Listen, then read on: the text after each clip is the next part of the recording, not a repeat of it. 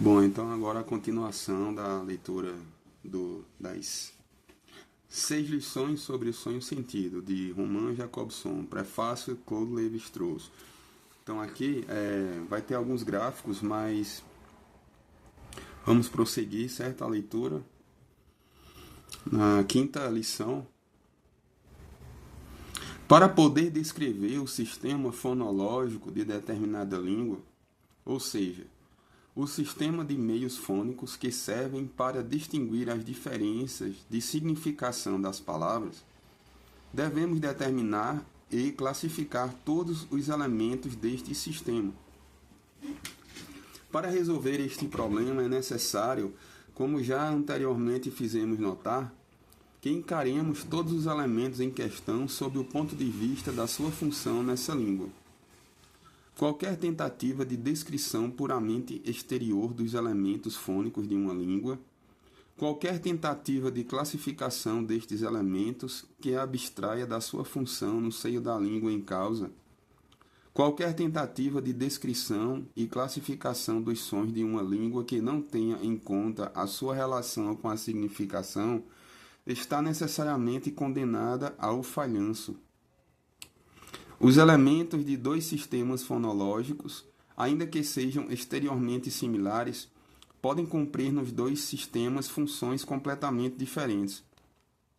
E, de acordo com a dissemelhança das suas funções, o seu lugar no sistema pode variar de uma língua para a outra. Tentemos abordar, segundo este ponto de vista, o sistema das consoantes do francês moderno. Para ganhar tempo, poremos de lado os fenômenos que ocupam um lugar intermédio entre o consonantismo e o vocalismo, ou seja, as líquidas.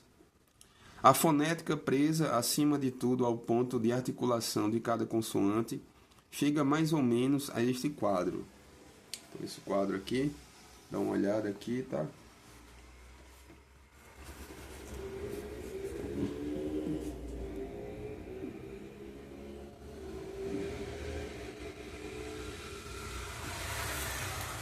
Então, melhor visualizar do que recitar ou ler, certo? Esse quadro aqui, nasais, oclusivas, constritivas, velares, K e G, pré-palatais, N,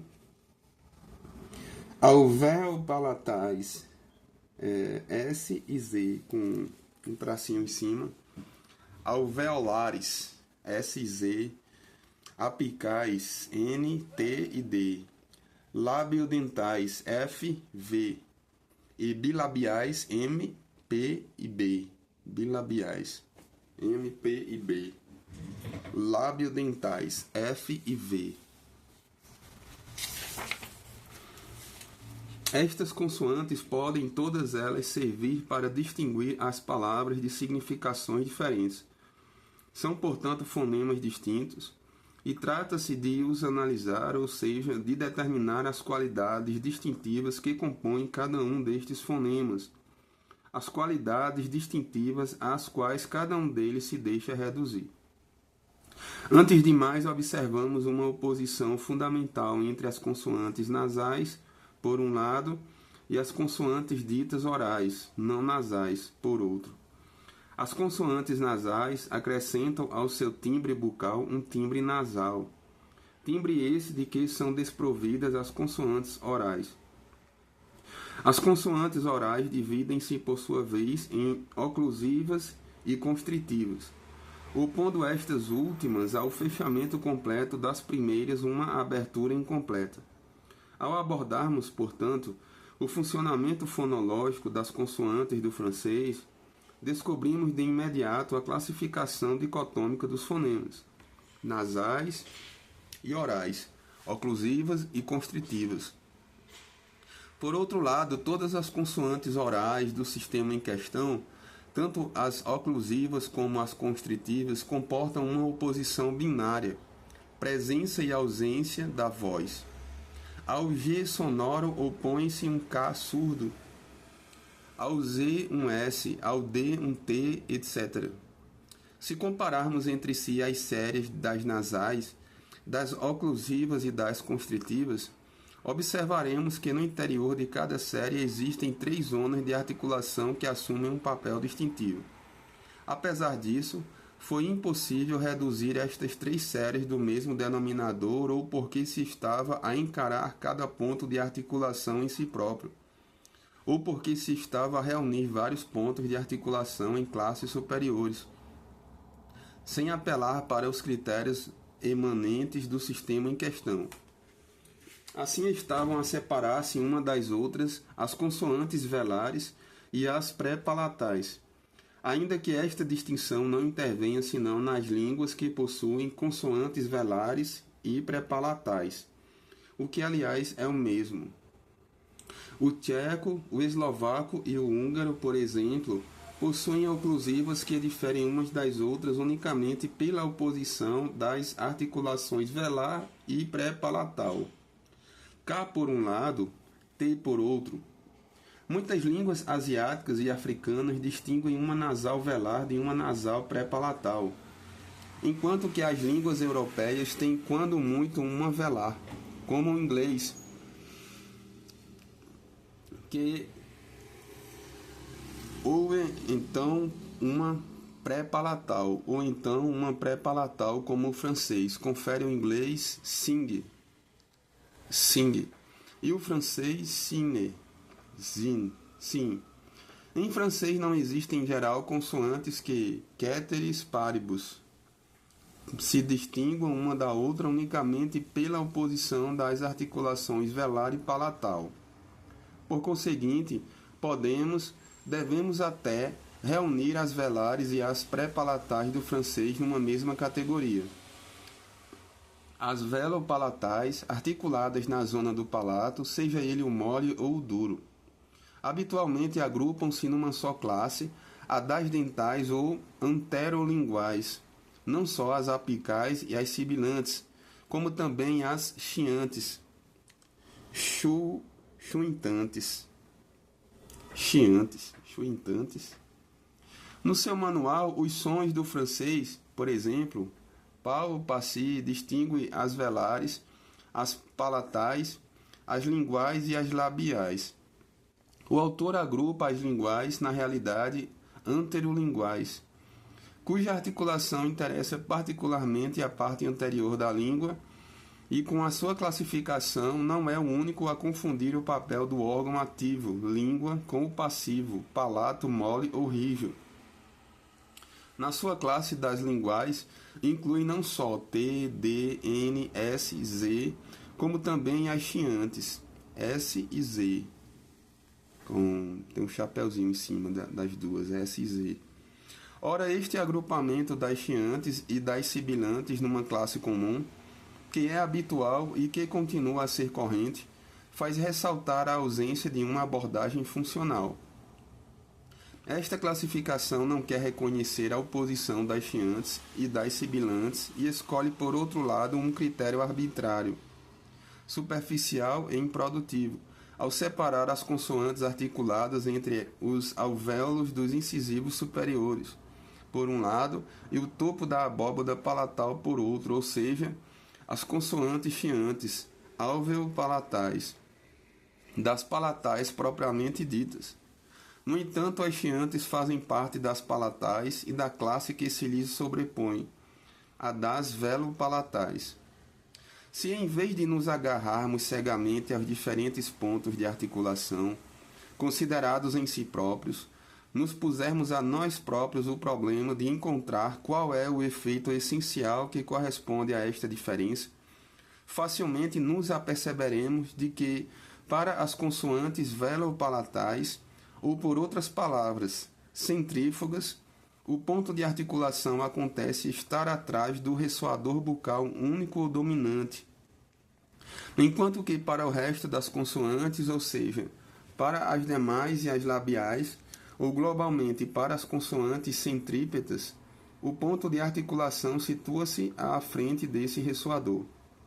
De acordo com esta diferença fundamental, as consoantes centrífugas apresentam um som mais cheio, mais perceptível em especial, e as consoantes centrípetas um som menos cheio, menos perceptível.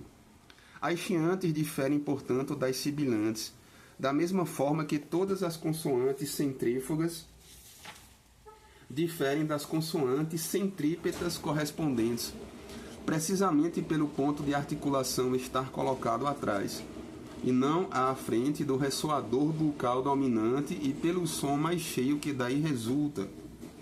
A constituição da série nasal e das duas séries orais acontece, portanto, que é inteiramente semelhante, e o princípio dicotômico passa consequentemente por todo o consonantismo francês. Centrífugas, centrípetas, nasais, N, centrífugas, centrípetas, dentais, N, labiais, M, orais, oclusivas, constritivas, K, G, S, chapeuzinho ao contrário, e Z, todos dois. TD, as centrípetas, dentais, SZ, PB, labiais, FV. Aqui de novo o esquema aqui do Romain Jacobson.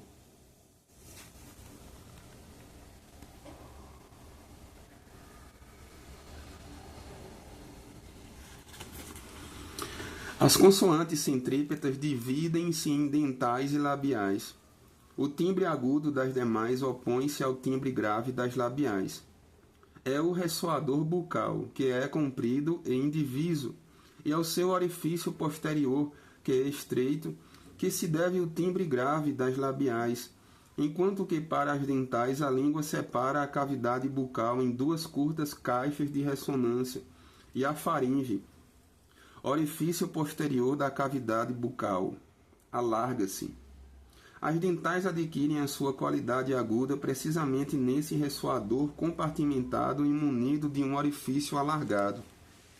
Como se vê, o sistema consonântico do francês torna-se perfeitamente coerente e simétrico, assim que a classificação dos seus componentes recorre aos critérios intrínsecos. Uma sequência de fonemas não é uma simples soma mecânica, mas sim uma estrutura que apresenta certas características suplementares. Assim, o fonema I, do russo, por si próprio, só comporta dois elementos diferenciais.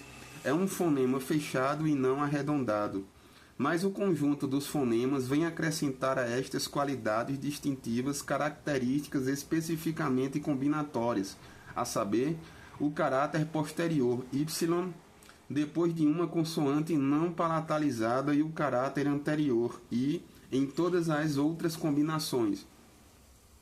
No interior do consonantismo francês, como já vimos, as oclusivas surdas só são representadas na série velopalatal por um único fonema.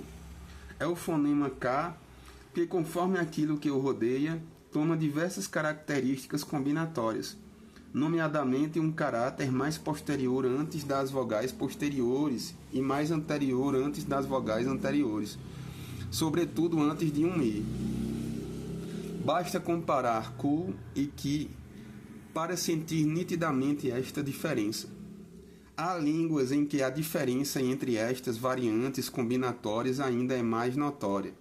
Assim, no indo-iraniano, o fonema correspondente figurava antes de uma vogal posterior sob a forma da oclusiva velar, K, e antes de uma vogal anterior sob a forma de uma semioclusiva chiante, C. Como nem a oposição das oclusivas e das semioclusivas, nem a das velares e das chiantes possui na língua em questão qualquer valor distintivo, a latitude das variantes combinatórias K e C não prejudica de maneira nenhuma a unidade do fonema. Tudo o que acabamos de dizer sobre a combinação dos fonemas sucessivos podia igualmente aplicar-se à combinação simultânea dos elementos diferenciais em fonemas. Também o próprio fonema não pode ser considerado como uma simples soma mecânica dos elementos diferenciais que o constituem. Também o fonema é uma estrutura que apresenta certas características combinatórias. No interior do consonantismo francês, por exemplo, a qualidade velo-palatal, ou, por outras palavras, a qualidade centrífuga, apropria-se de várias características combinatórias conforme o feixe de que este elemento diferencial faz parte. Assim, quando se encontra reunida com a qualidade oclusiva, adquire um caráter velar, K e G, enquanto que em combinação com a qualidade constritiva apresenta um caráter chiante, S e Z. Como na língua em causa, a oposição da característica velar e da chiante é desprovida de qualquer valor distintivo, a latitude da variação não prejudica de maneira nenhuma a unidade da qualidade distintiva. Ao todo, são 5 as oposições de qualidades distintivas que estão em jogo no interior do sistema consonântico do francês. Primeiro, presença ou falta de nasalidade. Segundo, fechamento completo ou incompleto acompanhado de uma fricção de ar mais fraca ou mais forte. No 3, articulação tensa ou frouxa com ausência ou presença de voz. 4, caráter centrífugo ou centrípeto, ressoador bucal indiviso ou compartimentado. Estas 5 oposições bastam para constituir as 15 consoantes que acabamos de examinar. Estas 5 qualidades opositivas bastam para pôr em marcha todo o consonantismo do francês, todo um sistema consonântico que tem na língua francesa um rendimento funcional considerável. Ou seja, em francês, o sistema das oposições consonânticas é utilizado em grande escala para diferenciar as palavras e qualquer sistema se fundamenta apenas em 5 qualidades opositivas.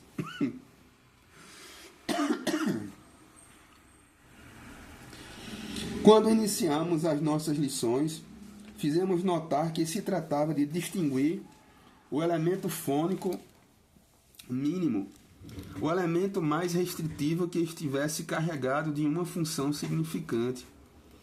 Este elemento é precisamente a qualidade distintiva, qualidade que se distingue dissociando, ou para recorrer a uma metáfora, quebrando o fonema nos seus quanta.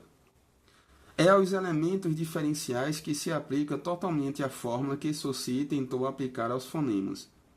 Os elementos diferenciais são nitidamente e unicamente entidades opositivas, relativas e negativas.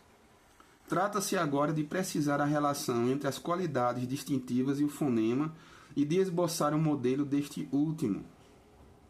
Comecemos por nos pôr a seguinte pergunta: qual foi a razão por que mais ou menos se desconheceu as qualidades distintivas e as suas oposições, e se persistiu em considerar o fonema como a unidade fonológica indivisível ao mesmo tempo mais pequena e mais simples? Comecemos por nos pôr a seguinte pergunta: qual foi a razão por que mais ou menos se desconheceu as qualidades distintivas e as suas oposições e se persistiu em considerar o fonema como a unidade fonológica indivisível ao mesmo tempo mais pequena e mais simples? Parece terem sido decisivas 2 razões. Primeiro, o estudo fonológico e a análise dos fonemas em particular. Só pouco a pouco é que se emancipou do poder ilimitado do empirismo. Durante muito tempo, a imagem unicamente material do som tendeu para ocupar o lugar da noção funcional do fonema. Estava-se demasiado acostumado à enumeração mecanicista da fonação para,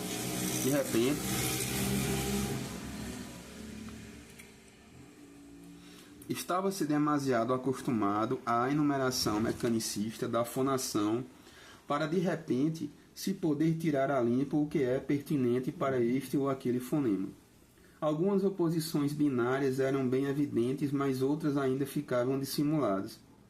Em especial, as consoantes diferenciadas de acordo com o ponto de articulação escaparam durante muito tempo à classificação dicotômica. Um outro obstáculo, não menos grave, entravou também a dissociação do fonema. Trata-se de uma lei concebida por Saussure como um dos 2 princípios fundamentais do signo linguístico. Este princípio proclama o caráter linear do significante. Este caráter foi atribuído à forma exterior de qualquer signo linguístico. É esta a fórmula do curso. O significante, uma vez que é de natureza auditiva, desenrola-se unicamente no tempo, e tem as características que retira ao tempo. representa uma duração. E esta duração pode ser medida numa só dimensão, é uma linha. É espantoso que este princípio se tenha enraizado na própria escola de Genebra, que conseguiu pôr em destaque o caráter não linear da outra face dos signos linguísticos. A não linearidade ou distaxia do significado. A não linearidade ou distaxia do significado. Distaxia. Assim, Charles Bailly, o aluno fiel de Saussure, condenou resolutamente a crença simplista segundo a qual o discurso seria normalmente linear e as linhas se sucederiam por simples justaposição. Demonstrou no seu livro intitulado Linguística Geral e Linguística Francesa, Berna, 1932, que um signo pode acumular simultaneamente no mesmo ponto significados diferentes.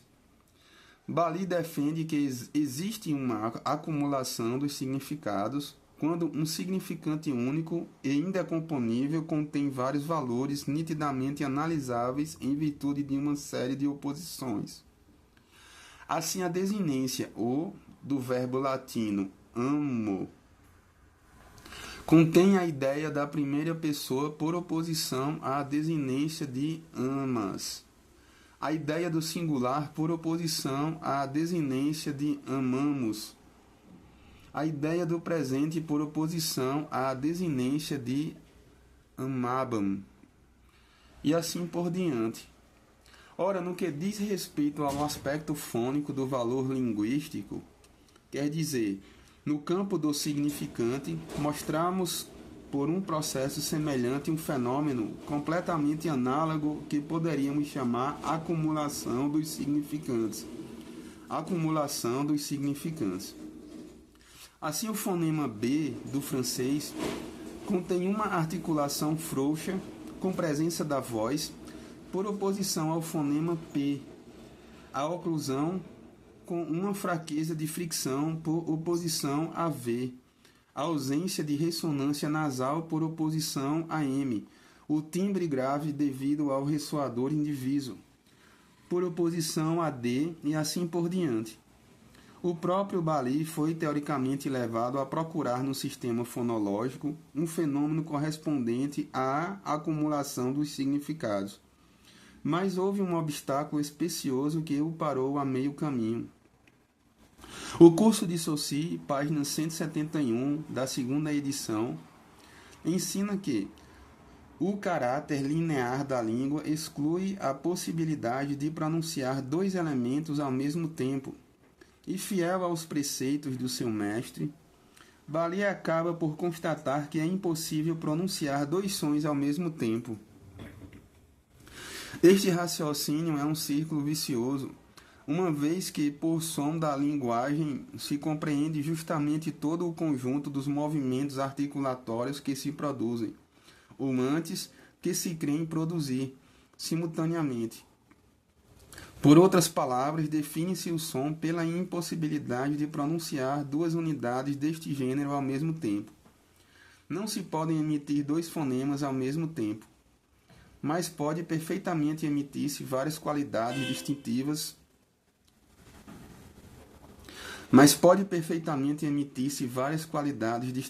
ao mesmo tempo. Não só se pode, como é isso que se faz normalmente, uma vez que os fonemas são unidades complexas. Já Saussure, ao propor-se determinar, segundo a sua expressão, os elementos diferenciais dos fonemas, curso, página 68, aflorou o problema das qualidades distintivas, mas não pôde resolvê-lo antes de tudo mais por causa da sua própria tese sobre o caráter linear do significante. A unidade do ato fonatório exclui, segundo Saussure, a possibilidade de acumular no mesmo ponto elementos significativos diferentes. Curso, página 103.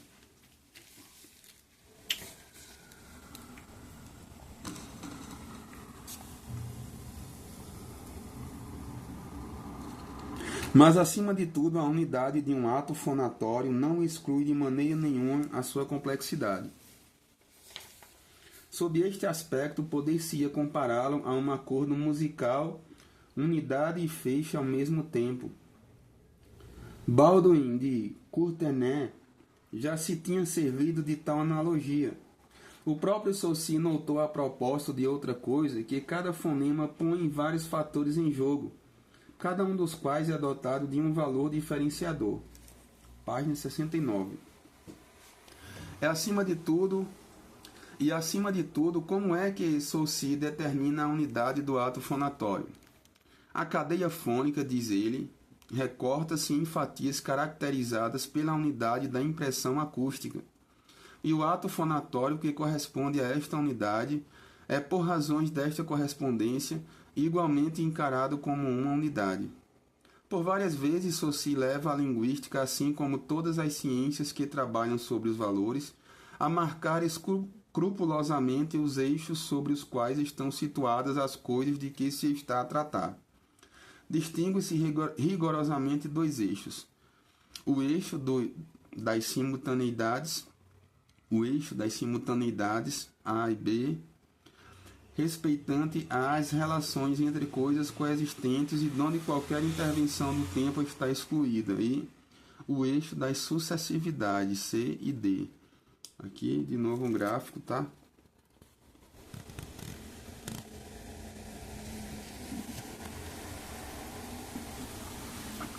A cruz na vertical, A e B, A em cima, B embaixo, na horizontal, C na esquerda e D à direita.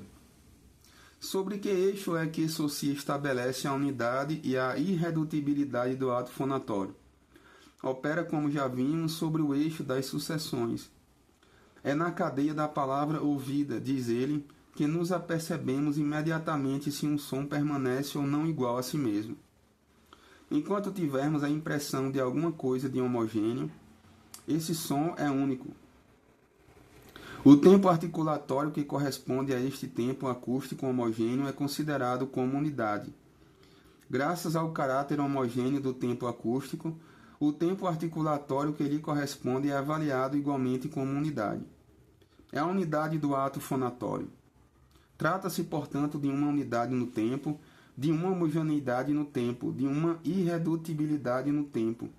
Estes fatos situam-se sobre o eixo das sucessões e nada daí resulta para a unidade, a homogeneidade e a irredutibilidade do ato fonatório e do fonema sobre o eixo das simultaneidades.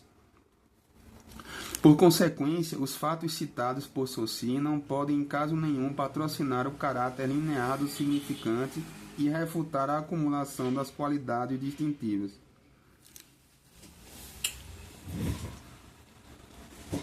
A concepção saussuriana de um significante linear, concepção tacitamente aceita e aplicada na maior parte dos trabalhos linguísticos, é tanto mais estranha quanto Saussure reconhece expressamente o funcionamento perpétuo dos dois eixos, de duas ordens de coordenação na língua. É o jogo deste duplo sistema, diz-nos ele, é este conjunto de relações usuais que forma a língua e que preside ao seu funcionamento. Quer se trate das palavras no interior de uma unidade sintática, quer dos morfemas no interior de uma palavra, quer dos fonemas no interior de um morfema. Situam-se todos uns a seguir aos outros, ou seja, no eixo das sucessividades. Por outro lado, na língua, cada uma das unidades mencionadas faz necessariamente parte de um sistema de valores semelhantes e oponíveis. Estas séries de valores solidários situam-se sobre o eixo das simultaneidades.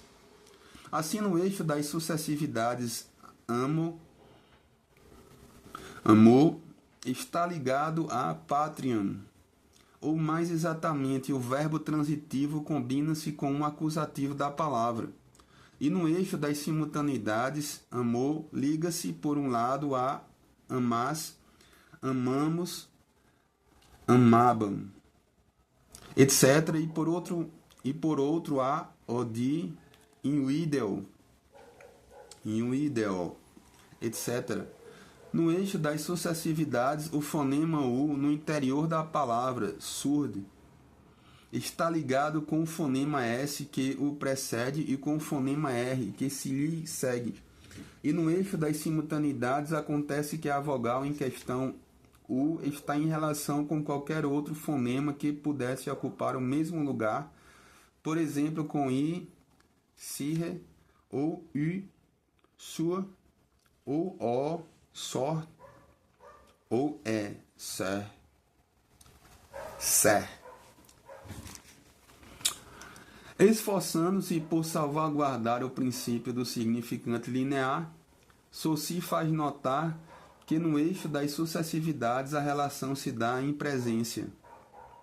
Assenta sobre dois ou mais termos igualmente presentes numa série afetiva, enquanto que no eixo das simultaneidades une os termos em absência numa série mnemônica virtual. Página 171.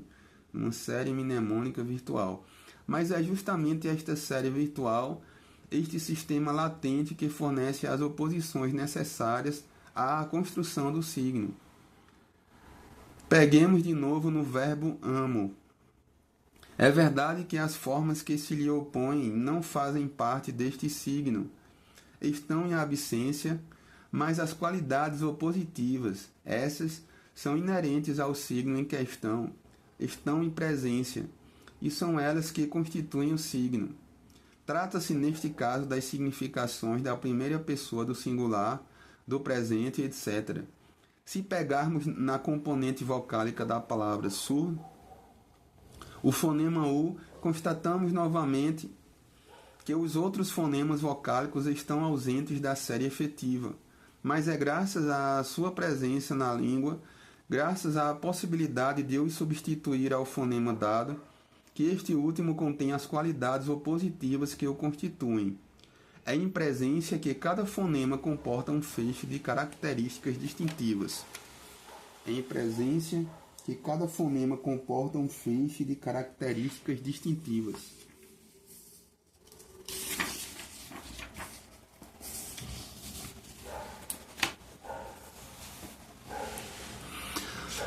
Isto acaba por querer dizer que os significantes dispõem efetivamente dos dois eixos e que os seus componentes formam uma cadeia não só no eixo das sucessividades, como também no eixo das simultaneidades. Como aponta Saussure, este encadeado sobre o eixo das sucessividades surge a partir do momento em que representamos os elementos consecutivos pela escrita e em que substituímos a sucessão no tempo pela linha espacial dos signos gráficos. Na nossa escrita é a linha horizontal, mas a escrita também pode dar o eixo das simultaneidades substituindo pela linha vertical dos sinais diacríticos a acumulação das qualidades distintivas.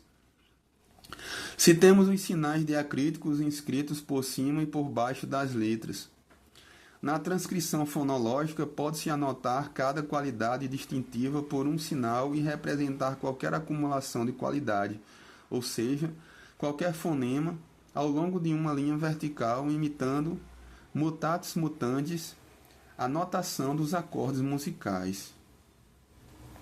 No eixo das simultaneidades, o fonema, enquanto acumulação das qualidades distintivas, apresenta, por assim dizer, uma extensão. Mas como se comporta o fonema no eixo das sucessividades? Para Saussure, qualquer grupo de fonemas é linear e qualquer fonema em separado é pontual. Se acreditarmos no Cour, página 66, é um fragmento irredutível que pode ser considerado em abstrato e fora do tempo, colocando-nos em desacordo com esta doutrina. O fonema apresenta, não só no eixo das simultaneidades, como também no eixo das sucessividades, uma extensão e não um ponto. Tentemos demonstrá-lo. Saussure reconhece que os fonemas podem ter uma duração desigual, mas é a homogeneidade qualitativa e não a igualdade quantitativa que lhe parece determinar a unidade do fonema. O que importa, diz ele, não é a sua duração em colcheias ou semicolcheias, mas sim a qualidade da impressão. O que importa, diz ele, não é a sua duração em colcheias ou semicolcheias, mas sim a qualidade da impressão. qualidade da impressão. Não é a duração, mas a qualidade da impressão. Há línguas que fazem a distinção entre as vogais breves e as vogais longas. Se acontece que uma vogal longa é homogênea nas suas duas partes, então a situação é clara. Nesse caso, a unidade do fonema é evidente. Mas tomemos, por exemplo, as vogais longas do grego antigo. Tinham duas entoações distintas. Uma dita aguda, a outra dita circunflexa. Num caso, a segunda mora da vogal era mais alta que a primeira. Na outra era, pelo contrário, a primeira mora que levava um tom mais alto.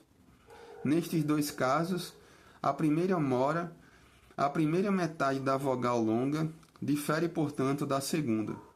E, no entanto, a indicação de Saussure sobre o papel decisivo da unidade qualitativa do fonema permanece válida também para esses casos. A vogal de duas moras do grego antigo, quer com entoação aguda, quer com entoação circunflexa, só representa um único fonema.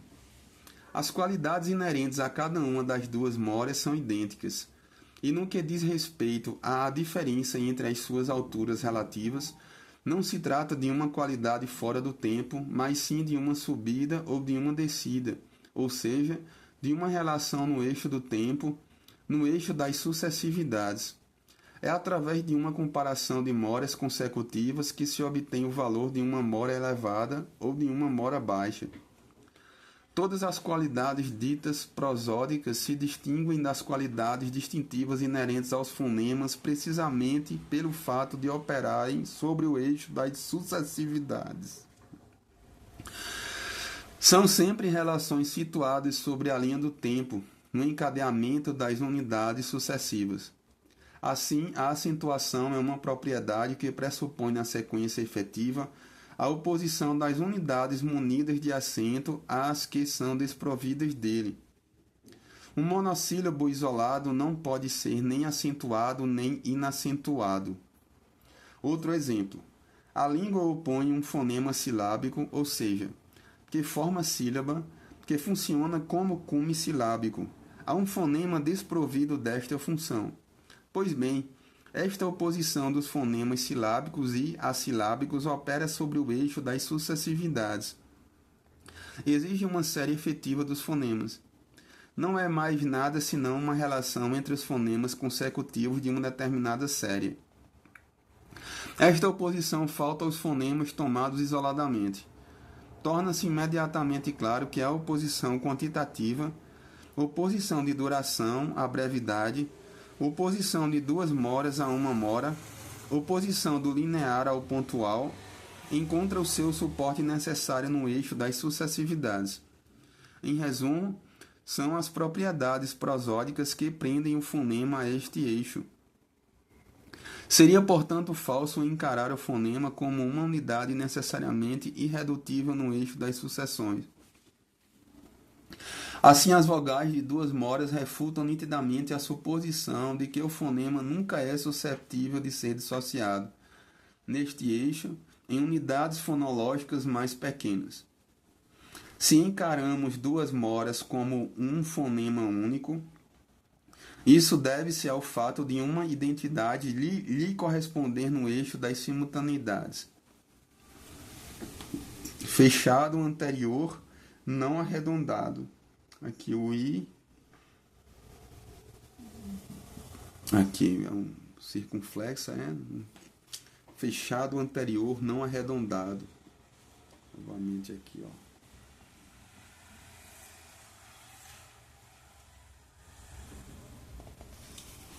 Outro gráfico.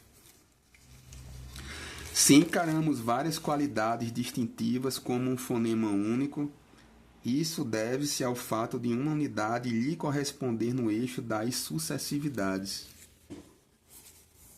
Se encaramos várias qualidades distintivas como um fonema único, isso deve-se ao fato de uma unidade lhe corresponder no eixo das sucessividades. Uma unidade lhe corresponder no eixo das sucessividades. Uma mora é irredutível, pontual, sobre o eixo das sucessividades, e uma qualidade distintiva é irredutível pontual sobre o eixo das simultaneidades. Por outras palavras, a mora é uma unidade que não pode ser dissociada em unidades mais pequenas no eixo das sucessividades, enquanto que a qualidade distintiva é uma unidade que não se pode dissociar em unidades mais restritivas no eixo das simultaneidades. Quanto ao fonema, é uma unidade de duas dimensões que não se pode dissociar em unidades bidimensionais mais pequenas. Dispõe dos dois eixos e é, portanto, a mais pequena unidade fonológica de dois eixos. A opinião de que o fonema em si, e mais em geral o signo linguístico e toda a língua, estão fora do tempo não se justifica a não ser que se refira apenas ao tempo físico comensurável. O tempo enquanto relação preenche, pelo contrário, um papel essencial no sistema de valores linguísticos, desde o conjunto da língua até o simples fonema. Ao mesmo tempo que declara que a ciência da língua trabalha sobre valores, a doutrina sociana não tomou em consideração o fato de, num sistema de valores, o fator tempo se tornar ele próprio também um valor. E acontece que, considerado em função da língua, o tempo é, muito em especial, um valor constitutivo dela, ou seja, um valor linguístico. Acabamos de estabelecer o modelo do fonema.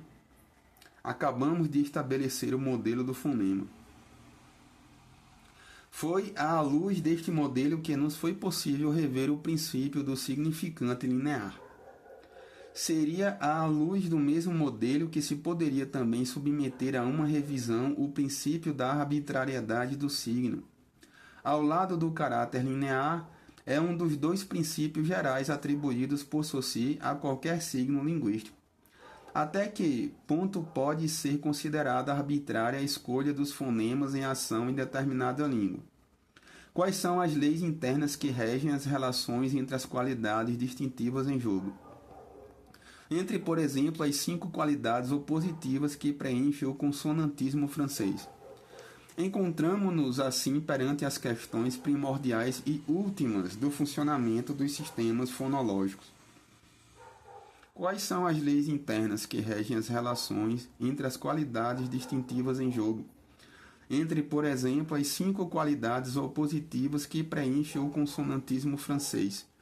Encontramo-nos assim perante as questões primordiais e últimas do funcionamento dos sistemas fonológicos. Muito bom, terminamos aqui a lição 5. Agora falta mais a lição 6, tá? Um texto bastante técnico. E as próximas leituras vão ser de talvez alguns autores alemães ou orientais, não sei ainda. Ok, então vamos terminar isso aqui depois, ok?